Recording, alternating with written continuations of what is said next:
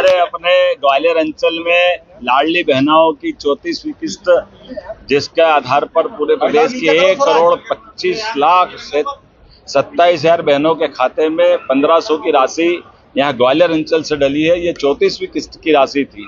ये हमारा कमिटमेंट है लाडली बहनाओं के लिए, जिसके आधार पर हमने चुनाव के पहले ये कमिटमेंट किया और पूरे प्रदेश की नारी सशक्तिकरण की ये अद्भुत योजना है। इसी के साथ साथ लगभग 150 करोड़ से ज़्यादा के अलग अलग विकास कार्यों के भूमि पूजन, लोकार्पण भीतरवार क्षेत्र में हुए हैं। उल्लेखनीय 700 करोड़ के काम तो पहले हो चुके हैं।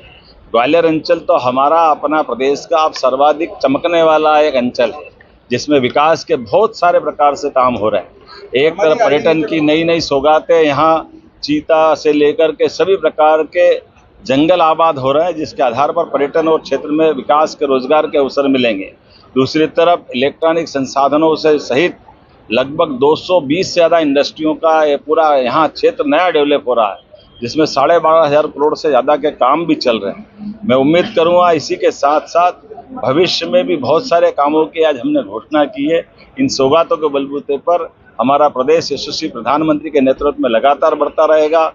माननीय केंद्रीय मंत्री श्रीमान ज्योतिरादित्य सिंधिया जी और हम सब मिलकर के प्रदेश को और देश के उन साथ भारत सरकार के साथ कदम से कदम मिलाकर आगे बढ़ाएंगे। मेरी अपनी ओर से माननीय सिंधिया जी को, यहाँ के मंत्री प्रभारी श्रीमान तुलसीराम सिलावट जी को, माननीय ऊर्जा मंत्री प्रद्युम्न तोमर जी को, यहाँ के विधायक मोहन सिंह राठौर जी को बहुत बहुत बधाई। पूरे प्रदेश में सुलभता है। हमारे सारे प्रशासन को हमने ताकीद किया है कि किसी प्रकार की घबराहट की जरूरत नहीं है और जहां कहीं कालाबाजारी या गलती होगी, प्रशासन कड़ाई से निपटने में सक्षम है।